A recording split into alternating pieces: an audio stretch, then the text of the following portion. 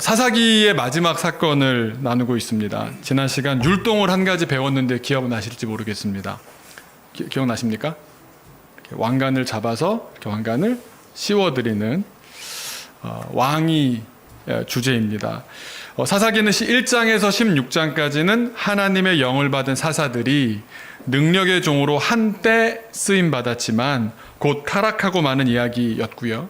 17장부터 21장까지는 레위인들마저도 타락하는 이야기입니다. 사사들의 타락보다도 하나님의 종인 레위인들의 타락은 더 심각한 문제였습니다. 개인의 일탈로 그치거나 자기가 속한 지파에게만 부분적인 영향을 미치는 것이 아니라 민족 공동체 전체에 전면적인 위기를 불러올 정도로 그 해악이 더 컸기 때문입니다. 그래서 사사기의 마지막 내용은 레위인들마저 타락하고 나니 민족 전체가 어마어마한 범죄를 저지르게 되고 말았다는 무거운 현실을 보여줍니다. 그리고 우리가 놓치지 말아야 될 사실은 그렇게까지 되었던 가장 깊고 가장 근원적이고 가장 큰 문제는 바로 이스라엘의 여러 지파들도 하나님의 영을 받은 사사들도 영적인 지도자인 레위인들도 모두 하나님을 알기는 알았지만 그 하나님을 나의 왕으로 왕관을 씌워드리며 모시지 않고 있었다는 참혹한 영적 현실이었습니다. 그래서 오늘 말씀은 사사기 시대에 이 모든 사람들이 제대로 대답했어야 하는 질문을 나 자신에게 던지는 것으로 시작해 보고자 합니다. 이렇게 제목도 그렇게 썼는데요. 이렇게 물어보고자 합니다. 왕이 없어도 괜찮지 않을까요? 이 질문을 사사기 사람들은 다 받은 것 같습니다. 그리고 괜찮을 것 같은데요? 라고 사람들이 대답한 그런 모양새 아닐까 싶습니다. 사실 우리는 우리의 매일의 삶에서도 또 주일로부터 시작하는 한 주간 단위로 살면서도 이 질문을 하고 있습니다. 왕이 없어도 나만 잘하면 괜찮지 않을까요? 왕이 없어도 백성들이 똘똘 뭉쳐서 하나가 된다면 괜찮지 않을까요? 왕이 없어도 뛰어난 지혜가 있으면 괜찮지 않을까요? 왕이 없어도 공부 잘하면 이전에 없었던 새로운 길을 낼 수 있지 않을까요? 왕이 없어도 훌륭하고 민주적인 지도자가 있으면 괜찮지 않을까요? 그래서 대통령 잘 뽑고 또 너무 교만해지지 않도록 임기제도 도입하고 삼권도 분립해서 의회는 민의를 잘 대변하고 사법부는 냉철하게 옳고 그름을 가리게 하면 좋은 지도자가 백성의 뜻을 잘 헤아리게 될 테니 왕이 없어도 괜찮지 않을까요? 정답부터 말씀드리고 시작한다면 안 괜찮습니다. 괜찮을 수가 없습니다. 왕이 없으면 세상 그 어떤 다른 묘수를 고안해내고 훌륭한 사람이 있어서 그를 의지한다고 해도 달라질 것이 없다고 성경은 이 모든 역사를 통해서 우리에게 단언코 말씀해 주시는 겁니다. 사사기가 그거 알아들으라고 우리에게 개인적으로든 집단적으로든 계층적으로든 지역적으로든 다 안 된다는 것을 알려주시는 말씀입니다. 그저 우리는 함께 더불어 사는 세상에서 그래도 보다 많은 사람들이 더 동의하고 참여하도록 애쓸 뿐이고 내가 하나님의 뜻을 조금이라도 더 깨닫고 싶어서 공부할 뿐입니다. 그렇다고 나의 지혜가 내가 하나님보다 창조주 전능자 하나님을 넘어서 내가 하나님보다 뛰어날 수 있다? 잘못된 생각인 겁니다. 나의 지혜, 우리의 지혜를 넘어서 창조주 전능자 하나님을 나의 왕으로 인정하고 순종함으로 왕의 지혜로 사는 인생이 복된 줄로 믿습니다. 하나님을 알기는 알지만 하나님을 왕으로 인정하며 살지 않았던 사람들의 이야기를 돌아보면서 그 레위인 이야기를 돌아보면서 오늘 본문으로 이어가고자 합니다. 한 레위인이 자기 멋대로 첩을 들였습니다. 첩은 음행을 저지르고도 율법의 준엄한 심판을 받아들이지 않고서 친정으로 도망갔습니다. 율법의 교사요 재판관이요 집행자로 살아야 하는 레위인은 4개월이 지나 첩을 데려오려고 처가댁으로 갑니다. 그러나 애시당초 율법을 지키려는 생각은 아니었습니다. 장인을 만났는데 유야무야 좋은 게 좋은 거라는 마음이 서로 통했습니다. 장인은 인간적으로 과하게 환대하면서 율법을 회피했고 실제로 율법은 적용된 적이 없습니다. 여튼 그 환대 때문에 지체되어서 늦게 출발하게 됩니다. 그들 모두, 장인도 레위인도 그의 첩도 모두 자기 생각에 옳은 대로 행동했지만 그들 누구도 하나님의 말씀, 그 율법을 지키려는 작은 시도조차 보여주지 않았습니다. 일행은 베냐민 지파의 땅인 기브아에서 노숙할 신세였다가 마음 따뜻해 보이는 한 낯선 노인의 초대를 받아 가까스로 유숙할 수 있게 되었습니다. 그런데 동네 불량배들이 집을 둘러싸고는 그 레위인 내놓으라고 위협합니다. 그러자 따뜻한 정이 넘치는 줄 알았던 집주인 노인은 레위인의 암묵적 동의 아래 손님인 레위인 대신 그 레위인의 첩을 내놓습니다. 자기를 희생해서 공동체를 살리는 것이 레위인의 직무이고 소명인데 아내를 희생해서 자기 살 길을 도모합니다. 그 첩은 불량배들에게 밤새 윤간을 당하고서야 놓여졌는데 여인은 남편과 머물렀던 그 집 문 앞까지 왔지만 누구도 기다려주지도 반가이 맞아주지도 않는 굳게 닫혀진 문간에서 그만 쓰러져 버렸습니다. 레위인은 아침 일찍 빨리 여기를 떠나야겠다라는 생각으로 채비를 마치고서 문을 열었는데 그제서야 그녀를 발견합니다. 그리고는 다짜고짜 일어나! 라고 말합니다. 응답할 수 없었습니다. 죽은 겁니다. 나귀에 시신을 싣고 집으로 돌아와서는 엽기적인 행각을 벌입니다. 시신을 토막내고서 이스라엘의 모든 지파에게 보냅니다. 그리고 오늘 20장이 시작됩니다. 이제 모든 지파들이 그 토막난 시신들을 한 조각 한 조각씩 받아서는 이게 무슨 일이야? 그 다음부터 20장이 시작되는 겁니다. 우리 1절과 2절을 한번 보시면 이에 모든 이스라엘 자손이 단에서부터 북쪽 끝에서 남쪽 끝까지, 그러니까 뭐 우리식으로 말하면 뭐 서울에서 부산까지, 뭐 신의주에서 부산까지 전 국토의 모든 사람들이 나와서 일제히 미스바에서 여호와 앞에 모였으니 다 모인 겁니다. 온 백성의 어른 곧 이스라엘의 모든 지파의 어른들은 하나님 백성의 총회에 섰고 칼을 빼는 보병은 무려 40만 명이었다 기록합니다. 그러니까 이 사건을 해결하기 위해서 드디어 모든 지파 사람들이 빠짐없이 하나님의 총회라는 이름으로 모이게 된 겁니다. 자, 여러분 좀 이 정도 되면은 그래도 기대되지 않습니까? 하나님의 영을 받은 사사도 실패했고 하나님의 소명을 받은 레위인도 실패했습니다. 하지만 이번에 새로운 지평이 열리는 것 같습니다. 마지막 기대가 생겨납니다. 개인이 아니라 택한 백성들 모두가 모였기 때문입니다. 이제라도 집단 지성 혹은 집단 영성을 발휘할 수 있게 되지 않을까. 그간은 그래도 워낙 큰 공동체이다 보니까 그 가운데 한두 사람의 일탈이야 있을 수 있고 뭐 작은 집단 또 한 지파까지는 그래도 실수하거나 일탈할 수 있겠다라고 생각해 볼 수 있지만 그래도 하나님의 백성인데 이렇게 다 모인다면 달라도 뭔가 다르지 않을까.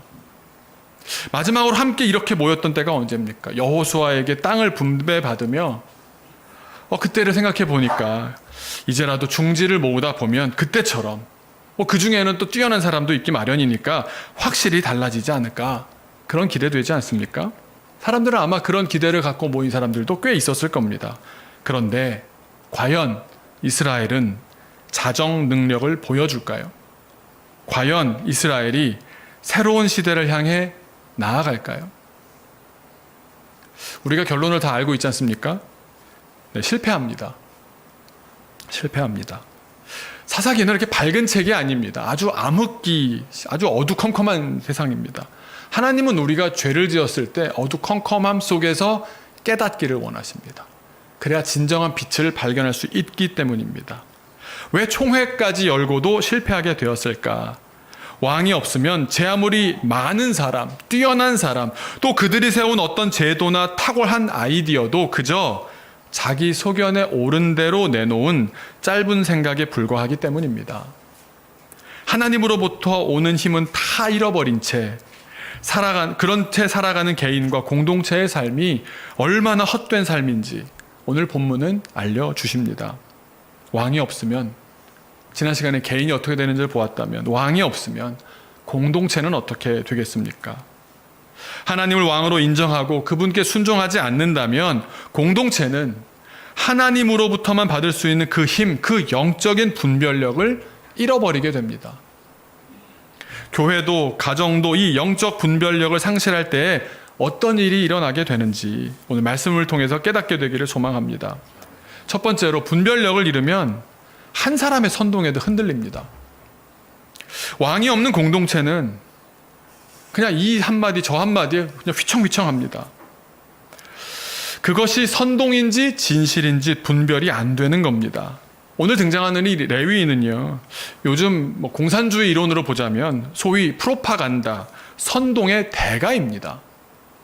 시신을 토막내어 각 조직, 각 단위로 보냄으로써 효과적으로 충격을 줄 수 있었습니다. 그 충격적인 비주얼을 본 사람들은 당연히 가만히 있지 못할 겁니다. 목격담을 말할 테니 입에서 입을 타고 소문이 퍼져갔을 겁니다. 그러다 보니까 사람들이 웅성웅성하니까 여론이 들끓게 되고 더 이상 좌시할 수 없는 문제가 됩니다. 그러고 나니까 어떤 일이 벌어졌습니까? 그 어떤 거룩한 명분으로도 꿈쩍하지 않았던 이스라엘을 한자리에 모으는데 성공합니다. 여러분, 사람은 좋은 일을 위해서 모이지 않습니다. 악한 일을 위해서 잘 모입니다. 이상합니다.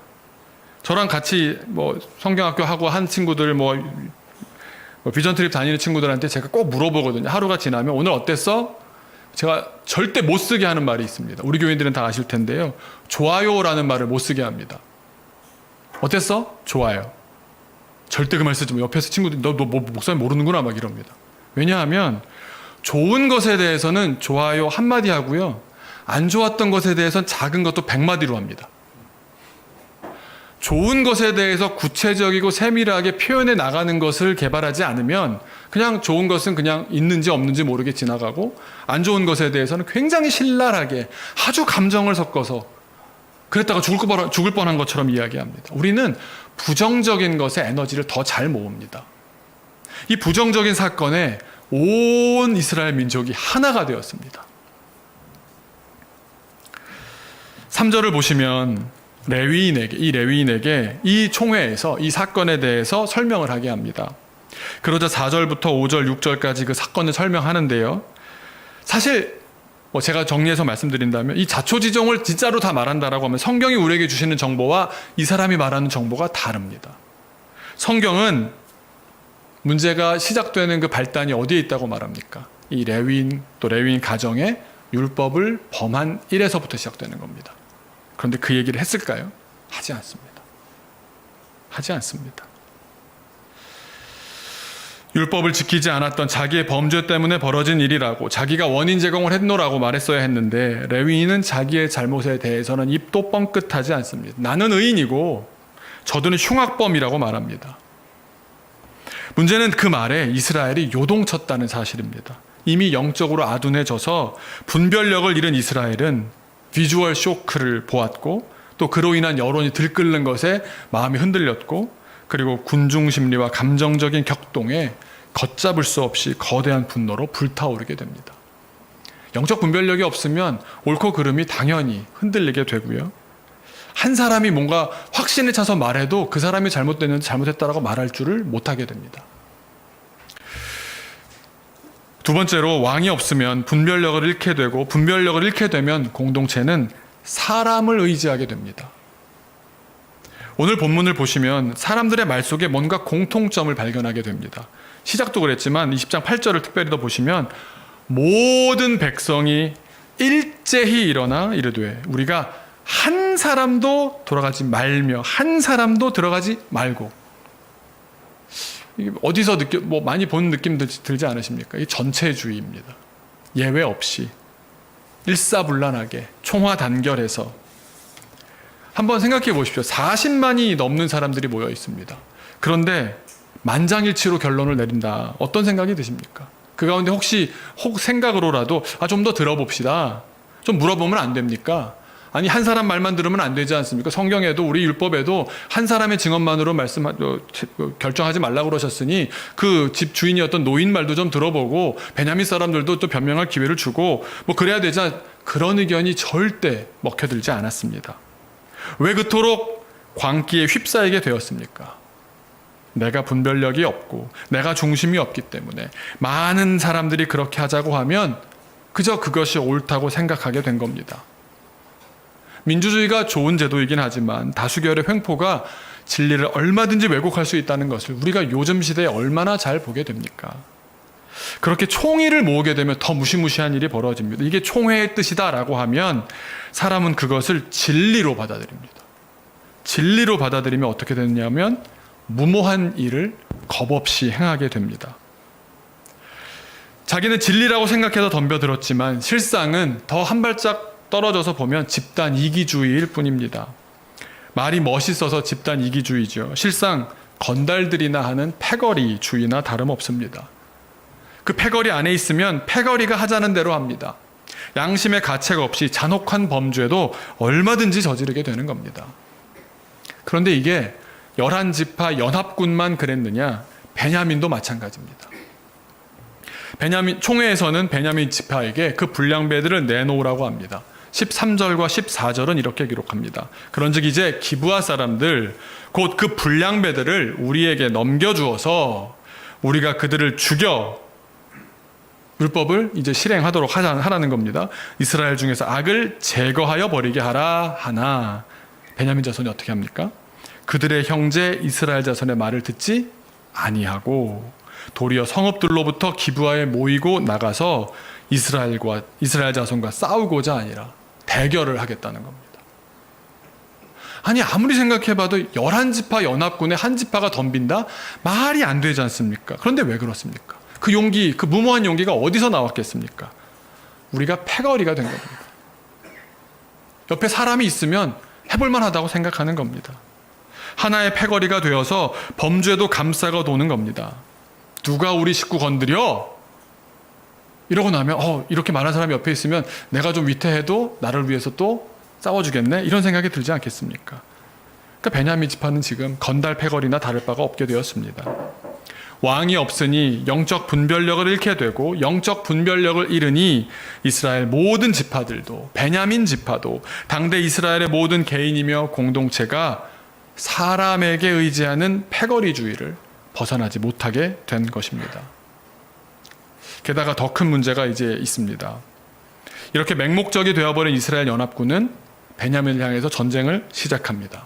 그런데 지난번에 말씀드렸지만 하나님을 알기는 아니까 전쟁할 때 어떻게 해야 되는지를 아는 겁니다. 그래서 하나님께 묻는데요. 하나님께 묻고 전쟁에 나갑니다. 그리고 11지파 40만 연합군 그들이 2만 7천 정도의 베냐민과 싸우게 되는데 결과는 패합니다. 우리가 40만인데 15분의 1 정도밖에 안 되는 베냐민에게 패합니다. 두 번째도 기도하고 나가는데 패합니다. 세 번째에서야 베냐민을 향해 승리합니다. 저도 처음엔 성경을 그냥 겉으로만 읽었을 때 이렇게 생각했습니다. 저 베냐민이 죄를 지은 불량배들을 내놓지 않았고 저들을 감싸고 돌고 있으니까 하나님께서 저들을 징계하셔야 되는 게 맞지 않나. 또 연합군으로 이렇게 모여서 하나님께 물었고 나가라고 하셔서 나갔는데 전쟁은 하나님께 속했다고 하나님 말씀하셨는데 어떻게 저들이 패배하게 되었을까? 어떻게 생각하십니까? 왜 패배했을까요? 우리에게 적용할 때 잘못 적용하는 대표적인 케이스가 이게 아닌가 싶은데요. 우리는 자꾸만 선과 악으로 배치를 해놓고 생각합니다. 그럼 주로 누가 선입니까? 내가 선이고 세상이 악입니다. 근데 이 두 배치 형국을 보면은요, 하나님 마음이 참 아프셨을 것 같습니다. 왜냐하면 둘 다 악하기 때문입니다.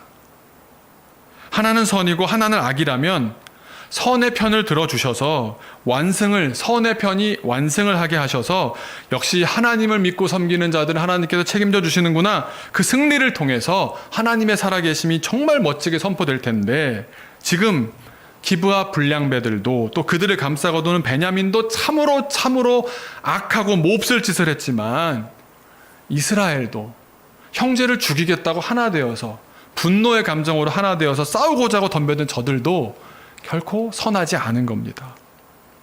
아이들 말로 하면요, 나쁜 놈이랑 더 나쁜 놈이랑 싸우고 있는 겁니다. 여러분 한번 생각해 보시죠. 하나님께서 나쁜 애랑 더 나쁜 애랑 싸우고 있으면 어떻게 하실 것 같습니까?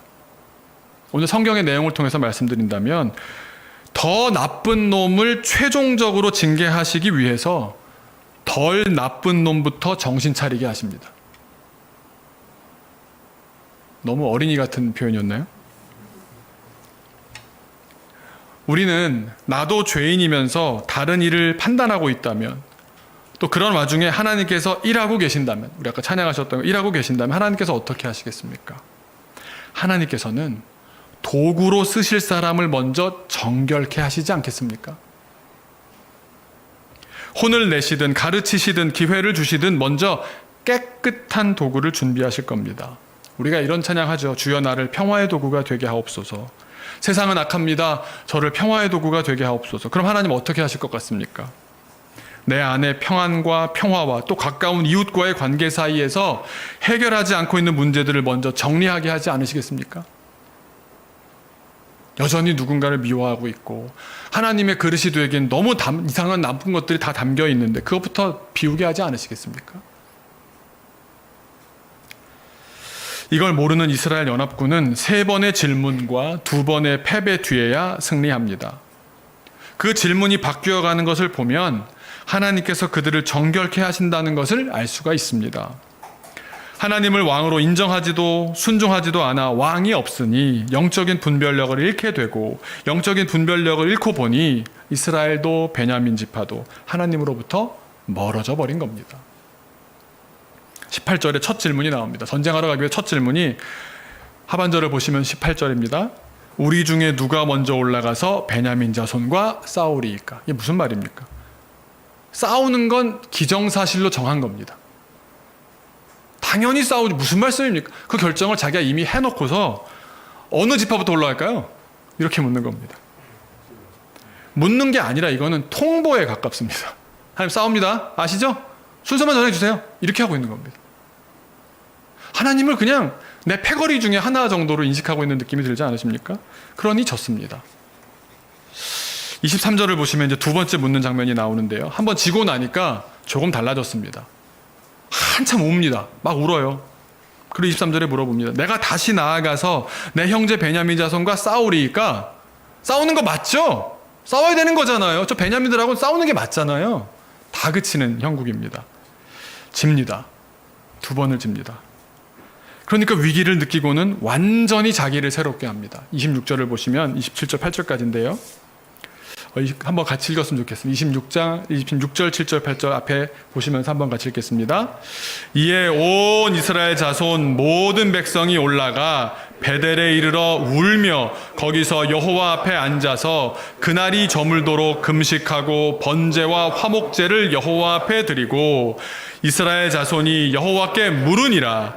그때에는 하나님의 언약궤가 거기 있고 아론의 손자인 엘르아살의 아들 비느하스가 그 앞에 모시고 섰더라.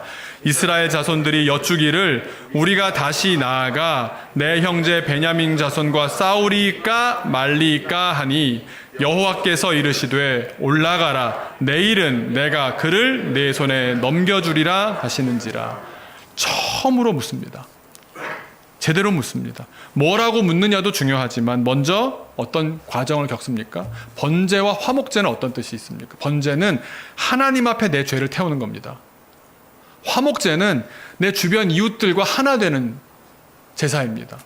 하나님과 관계를 새롭게 하고 주변과 관계를 새롭게 하고, 그리고 법도를 따라서 언약궤가 가운데 있었고, 이 19장, 20장, 21장에 유일하게 실명이 나오는 한 사람이 바로 이 사람입니다. 비느하스. 확실한 그분이 계셨다라는 겁니다. 이 하나님께 제사 드릴 때 확실한 제사장 그분이 계셨다는 겁니다. 하나님과의 관계, 주변과의 관계를 깨끗하게 정결하게 하고 나서 죄를 말끔하게 씻고 나서, 이만큼 예배가 중요한 겁니다. 그리고 나서 뭐라고 묻습니까? 올라갑니까 맙니까? 싸우리까 말리까? 그 얘기는 주님 말씀하시면 안 싸우겠습니다입니다. 싸우는 거 당연합니다. 올라갑니다가 아니라 주님 싸우겠습니까? 말아야겠습니까? 싸우리이까 말리이까? 주님 말씀하시면 싸우지 않겠사오니 싸울지 말지 알려주십시오. 순종하겠습니다. 이 뜻입니다. 선택은 주님이 하십시오. 정확하게 무슨 뜻입니까? 주권을 하나님께 드리는 기도입니다. 하나님이 우리의 왕이 되신다는 고백의 기도가 처음 울려진 겁니다. 계속 말씀드리지만 이 작업이 계속 안 되고 있었지 않습니까? 처음으로 주님의 뜻대로 내가 하겠습니다라고 왕께 왕관을 씌워드리는 모습입니다. 이렇게 해서야 이기게 됩니다. 물론 이기고 나서도 너무 잔인한 그 행태를 보여서 안타깝지만 사사기에서 유일하게 그래도 뭔가 백성들이 모여서 뭔가 좀 나아지는 모습을 보이는 아주 찾기 어려운 구절 하나가 바로 이겁니다. 나를 깨끗게 한 후에 죄에 대해서 심판하고 하나님 앞에 새로워지고자 하는, 그리고 그때 그것은 주님께서 결정하십시오. 주권을 주님께 올려드리는, 주님은 나의 왕입니다라는 기도가 올려진 겁니다. 결국 가장 깊은 문제, 가장 근본적인 문제, 가장 큰 문제가 무엇입니까? 왕이 없다는 겁니다. 하나님을 알기는 다 알고, 교회는 다 다니고 오랫동안 다녔고, 성경 공부 많이 했고, 신학생들 같이 무슨 원어로도 다 읽는다 하더라도 하나님을 나의 왕으로 인정하고 그분의 주권을 인정하고 그분께 순종하지 않는다면 이런 참혹한 일을, 그 결말을 피할 방법이 없는 겁니다. 그리고 이게 더 무서운 것은요, 하루아침에 이렇게 되는 게 아닙니다. 가나안에 입성한 다음에 지금까지입니다. 이렇게 되기까지 오랜 기간 한 번 불순종하고 정복하라? 잠깐만요. 모든 지파가요, 다 각기 1장, 2장에 보면요, 여러분 다 사사기 읽어보셨지만 너무 짜증나는 대목이에요. 아니, 하나하나를 왜 이렇게 다 말씀하시나? 어느 지파는 말씀대로 순종하지 않아서 이랬고, 어느 지파는 그걸 다 기록합니다. 순종하지 않은 열전이 기록되거든요. 그게 너무 웃긴 것이요, 각 지파별로 따로 결정했는데 같은 결정을 내립니다. 순종하지 않기로. 그 결과들이 쌓이고 쌓인 결과 영적 분별력은 계속 흐려지다가 결국 모든 사람들이 다 자기 소견에 옳은 대로 행하는 사람이 되어서, 그런 사람들로 구성된 공동체 속에서 하나님께서는 그들을 정결케 하시지 않으면 안 되는 상황까지 몰리게 된 겁니다. 결국 이렇게 그런 사람들 사이에서 혼자서는 생상할 수도 없었던 잔혹한 범죄를 저지르는 사람이 되는 것, 여러분, 우리도 똑같은 인간입니다. 우리가 그런 범죄를 안 저지르라는 법이 있습니까? 그러니 우리가 이 동작 생각하시면서 주님은 나의 왕이십니다. 그렇다면 올라가리이까 말리이까 주권을 주님께 드리는 기도를 해야 될 줄로 믿습니다. 그리고 아니면 안 하겠습니다까지 포함한 순종을 하시기를 주님의 이름으로 축원합니다. 잠시 기도하겠습니다. 하나님, 나의 가고 서는 것, 나의 왕 되신 주님 뜻에 있음을 고백합니다. 오 나의 주님, 나를 붙들어 주옵소서. 오 주님, 우리를 인도하여 주옵소서. 우리가 우리 삶의 주권을 쥐고 내 소견에 옳은 대로, 내가 생각한 대로, 내 마음대로, 내가 정말 하고 싶은 대로 하며 사는 것, 그것이 자유인 줄 알고 그것이 굉장한 특권인 줄 알았지만, 주님, 나보다 훨씬 더 크신 주님의 뜻을 기다리며 주님께 올려드리며 주님 말씀해 주옵소서. 순종하겠나이다.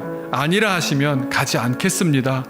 그렇게까지 주님께 올려드리는, 주권을 드리는 주님의 종들 다 되게 하여 주옵소서. 그래서 우리 가족이, 우리 교회가, 우리 공동체가, 내가 속한 모든 기업과 공동체, 직장과 그 모든 곳에서 주님의 주권이 임하는 것 되게 하여 주옵소서. 주님의 주권을 인정하고 올려드릴 때에, 또 그 말씀에 순종할 때에 그것이 하나님의 나라로 변해가는 것을 우리가 경험하고 목도할 수 있게 하여 주옵소서.